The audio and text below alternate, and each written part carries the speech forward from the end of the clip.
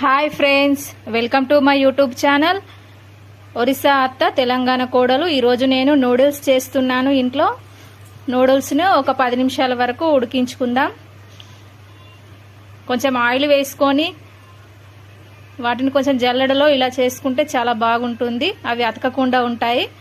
మళ్ళీ ఒక కడాయి పెట్టుకొని ఒక 2 పావుల వరకు ఆయిల్ వేసుకొని పచ్చిమిర్చి ఒక 4 వేసుకొని కొంచెం కరివేపాకు ఒక స్పూన్ అల్లం వేసుకొని మంచిగా కలుపుకోవాలి. నేనైతే నూడిల్స్ ఒక ప్యాకెట్ మొత్తం తీసుకుంటున్నాను. అందుకు ఎగ్స్ 4 ఎగ్స్ తీసుకుంటున్నాను. మీకు ఒకవేళ ఎగ్స్ ఎక్కువ కావాలనుకుంటే మీరు తీసుకోవచ్చు. ఎగ్స్ని ఒకసారి మంచిగా కలుపుకోవాలి. తర్వాత మనం ఇందాక కట్ చేసి పెట్టుకున్నాం కదా క్యాబేజీ, అది చిన్న చిన్న ముక్కలుగా కట్ చేసి వేసుకోవాలి.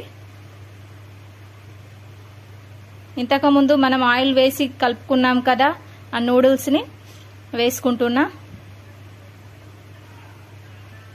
ఇట్లా చేయితో వేసుకుంటేనే కొంచెం విడివిడిగా వస్తాయి.